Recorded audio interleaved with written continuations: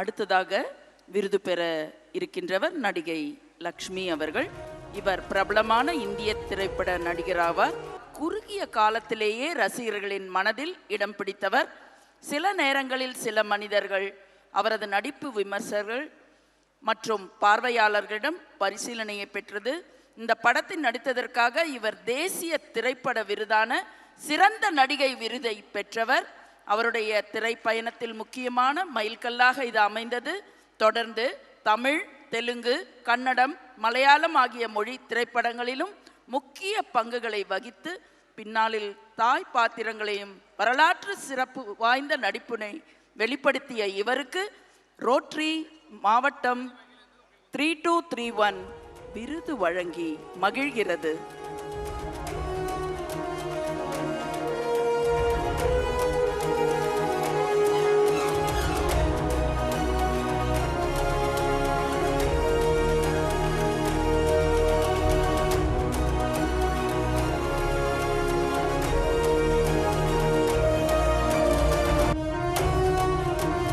அம்மா அவர்களை ஏற்புரையாற்ற அழைத்து மகிழ்கின்றேன்.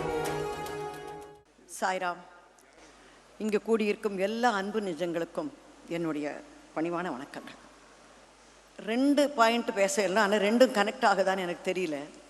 இன்றைக்கி நான் இங்கே இருக்கேன்னா சத்தியமாக மனசில் காலையில் தோணின காரணம் என்னென்னா, இந்த அவார்டுக்கு நான் தகுதியானவள்னா அதுக்கு காரணம் மிஸ்ஸஸ் YGPங்கிற ரொம்ப ஃபேமஸ் ராஜம்மா, அதாவது மகேந்திராவோட அம்மா. அவங்க என்ன பண்ணாங்க, நான் ஸ்கூல் முடித்து சும்மா விளையாட்டாக நாங்கள்லாம் ட்ராமா பண்ணிக்கிட்டே இருக்கோம். அவங்களோட ட்ராமாக்கள்லாம் வர வேண்டியது, பாதி நேரம் திட்டு தான் வாங்கிட்டு இருப்போம். எல்லாருமே சிரித்து அமக்களெல்லாம் பண்ணிகிட்டு இருந்தப்போ திடீர்னு ஒரு நாளைக்கு அவங்க சொன்ன விஷயம், I am finishing my school ஃபைனல்னு ஒன்று, என்ன கெரியர் எடுத்துக்கலாம், லா படிக்கணுங்கிற ஒரு எண்ணம் இருக்காதுன்னு. No no no no no no no you better go to cinema, you will excel அப்படின்னாங்க. அப்படி ஒரு ஐடியாவே இல்லாமல் இருந்தது எனக்கு. ஆனால் அந்தம்மா எனக்குள்ள அப்படி ஒரு ஆர்டிஸ்ட்டை பார்த்தாங்க, ஸ்டாரை பார்க்கல.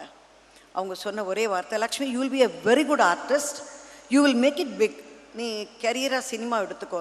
எனக்கு தெரியாது ராஜம்மான்னு. இல்லை, you will make it big, you will, உன்னால் முடியும் அப்படின்னாங்க. அந்த அம்மாவை அப்படியே உட்காத்தி வைப்போம் ஒரு இடத்துல. அதுக்கப்புறமா நாங்கள் சினிமாவுக்கு வந்துட்டோம், எல்லாம் எடுத்து சமீபத்தில் ஒரு 5-6 வருஷம் இருக்கும்னு நினைக்கிறேன், ஒரு மேலே ஆச்சு, 10 வருஷத்துக்கு மேலே ஒரு ரோட்டரி கிளப் மீட்டிங் ஒரு பர்டிகுலர் இடத்துல நடக்குது. குறிப்பிட்ட ஒரு 60-70 பேர், அதில் மெயினாக மிக்க படித்தவர்கள், டாக்டர்ஸ், சர்ஜன்ஸ் அண்ட் லாயர்ஸ் இருக்காங்க. யாரோ ஒரு பெரிய எல்லாரும் வந்து உட்காடுறாங்க. பார்த்தாலே எனக்கு சொன்ன, இவ்வளவு படித்த மனிதர்கள் நடுவில் என்ன கூட்டிகிட்டு வந்து என்ன மகேந்திரா 1-to-1 பேசுறதுக்கு கூப்பிடுறீங்க அப்படின்னு. இல்லை நானா இருக்கோம், நீ வா அண்ணா. எல்லாம் பேசிக்கிட்டே இருக்கும். திடீர்னு பார்த்தீங்கன்னா அங்கே பின் ரோவில் உட்காந்துருந்த ஒரு 15-20 ரோட்டேரியன்ஸ் அப்படியே எழுந்து நின்றுட்டாங்க. நான் இதரடா நம்ம கேள்வி கேட்டோம், பதில் சொல்கிறோம், இவங்க ஏன் எந்திரிச்சு நின்னாங்கன்னு. அப்புறம்தான் தெரிஞ்சது, மிஸ்ஸஸ் ராஜம்மா உள்ளே வராங்க. ஏன்னா அவங்களோட பத்மா சேஷாத்ரியில் படித்த ஸ்டூடெண்ட்ஸ் அந்த 30 பேருமே.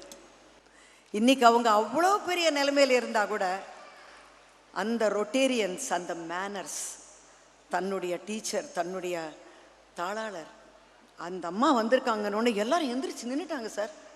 அவங்களோட பிள்ளைங்கள்லாம் பேரன்லாம் படிக்கிறாங்க. அந்த ஒரு பண்பு உங்களிடம் பார்த்தேன். இன்று இந்த அவார்டை எனக்கு கொடுத்து இவ்வளோ பெரிய டைரக்டர் ஒருத்தர் உட்காந்துருக்கார், பக்கத்தில் ஒரு தோட்டாதரணி உட்காந்துருக்கார். எல்லாரும் கிரியேட்டர்ஸ். இவங்கெல்லாம் கிரியேட் பண்ணால் தான் நாங்கள் ஆர்டிஸ்ட்டாக இருக்க முடியும். நாங்கள் ஆர்டிஸ்ட்டாக இருக்கிறதுக்கு எங்களை அப்ரிஷியேட் பண்ணுற நீங்கள் எல்லாருமே ஒரு காரணம். உங்கள் எல்லாருக்கும் நன்றி சொல்லி விடைபெறுகிறேன்.